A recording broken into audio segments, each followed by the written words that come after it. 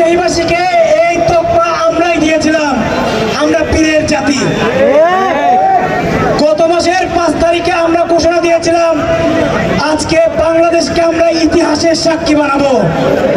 আমরা বানাতে পেরেছি? রাজশাহীর মানুষ বাংলাদেশের ইতিহাসের সাক্ষী হয়েছে, সারা দেশের মানুষ ইতিহাসের সাক্ষী হয়েছে। কিন্তু সবাইকে একটা কথা খুব স্পষ্টভাবে মনে রাখতে হবে, স্বাধীনতা থেকে খুব বেশি খুশি হয়ে যাওয়ার কোনো কারণ নাই। আড়ালে এখনো ফেসিবাদ হাসতেছে। শেখ হাসিনা বাংলাদেশ থেকে পালিয়ে ইন্ডিয়া গিয়ে এখনো বসে আছে এবং বাংলাদেশে আওয়ামী লীগের যে ভাষ্য ছিল, যদি আওয়ামী লীগ সরকার ক্ষমতা থেকে পতন হয় তাহলে অন্তত পক্ষে 2 লাখ আওয়ামী লীগের নেতাকর্মী মারা যাবে। মারা গেছে? কেউ মেরেছে তাদেরকে?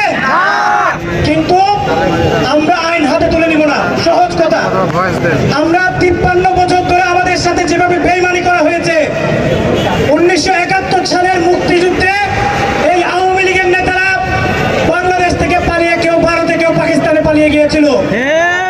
সাধারণ মানুষ, বাংলাদেশের সাধারণ মানুষ, গ্রামগঞ্জের দরিদ্র দিনমজুর কৃষক শ্রমিক জনতা পাকিস্তানি হানাদার বাহিনীর বিরুদ্ধে সেদিন প্রতিরোধ গড়ে তুলেছিল। 2024 সালেও সেম ঘটনা। বাংলাদেশের 90% মানুষ কতিপয় ফেসিবাদের দালাল ছাড়া বাংলাদেশের 17 কোটি মানুষ সেদিন রাজপথে নেমে এসেছিল। আমাদের এই বিজয় যেন কেউ ছিনিয়ে নিতে না পারে। আমাদের শহীদ সাকিব আঞ্জুম ভাই, শহীদ আলী রায়হান ভাইয়ের রক্তের সাথে, মুক্ত ভাইয়ের রক্তের সাথে আর কেউ যেন সামনের দিনে বেইমানি করতে না পারে, সে ব্যাপারে আমাদের সজাগ থাকতে হবে। আমরা স্বাধীনতা পাইয়া যেন খুশি না হই। স্বাধীনতা পাইয়া ভাই তোরা কেউ খুশি হস না, আর তার প্রতিবাদ হাসে। আমাদের প্রত্যেকের ভিতরে, আমাদের গত 15 বছর ধরে আমরা যে প্র্যাকটিসের ভিতর দিয়ে বেড়ে উঠেছি এবং 53 বছর ধরে আমাদের মুক্তিযুদ্ধের চেতনা, 1990 সালের গণঅভ্যুত্থানের চেতনা, প্রত্যেকটা চেতনা, প্রত্যেকটা স্পিরিটের সাথে বেইমানি করা হয়েছে। বাংলাদেশের মানুষের সাথে বারবার বেইমানি করা হয়েছে। বাংলাদেশের মানুষের, গণমানুষের স্বপ্নের বাংলাদেশ কখনো কেউ বিনির্মাণ হতে দেয়নি, সবাই বাধা হয়ে দাঁড়িয়েছে। তাহলে স্বাধীনতা পেয়ে খুশি হয়ে যাওয়ার মতো সুযোগ আমাদের নাই।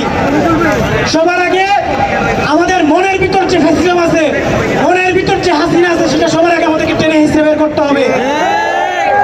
আমি যদি সংশোধন না হই, আমি যদি লুটপাটে অংশগ্রহণ করি, তাহলে বাংলাদেশ কোনোদিন সোনার বাংলা হবে না। আজকের এই 1 মাস পূর্তি উপলক্ষে যে সমাবেশ, এই যে শহীদ মার্চ, যদি গত মাসের 5 তারিখে বাংলাদেশ স্বাধীন না হতো, ফেসিবাদী হাসিনার মসনদ যদি আমরা ফেলে দিতে না পারতাম, তাহলে আমাদের টুকরাও খুঁজে পাওয়া যেত না। তাহলে আমাদের করণীয় কি? এটা শহীদি মিছিল, এটা শহীদি মার্চ। আপনারা সবাই সেদিন শহীদ হতে পারতেন। সেদিন আলী রায়হান আর মুক্ত ভাইরা, সেদিন আলী রায়হান ভাই, সাকিব আঞ্জুম ভাইরা শহীদ হয়ে আমাদের বাঁচিয়ে দিয়েছে। তাহলে আমাদের কাজ কি? আমাদের কাজ কি? যারা লুটপাটে অংশগ্রহণ করতেছেন, ভাবতেছেন কোনো একটা রাজনৈতিক দল, XYZ কোনো রাজনৈতিক দল এই বিষয় এনেছে, আমরা থানায় দালালি করবো, যার তার বিরুদ্ধে মামলা দিব, মানুষকে নিপীড়ন করবো, হাট বাজার দখল করবো, মানুষের বাড়িঘর দখল করবো। ভুল সিদ্ধান্ত, এটা ভুল সিদ্ধান্ত, সাবধান হয়ে যান। আপনাদেরকে সাবধান করে দিচ্ছি, বাংলাদেশের মানুষ হাসিনা ফেসিবাদকে যেভাবে টেনে হিসেবে বের করেছে, আগামী দিনে কেউ যদি ফেসিবাদী আচরণ করে, তাদেরকেও বাংলার মানুষ এই অভিজ্ঞতা থেকে টেনে হিসেবে নামাতে বাধ্য হবে।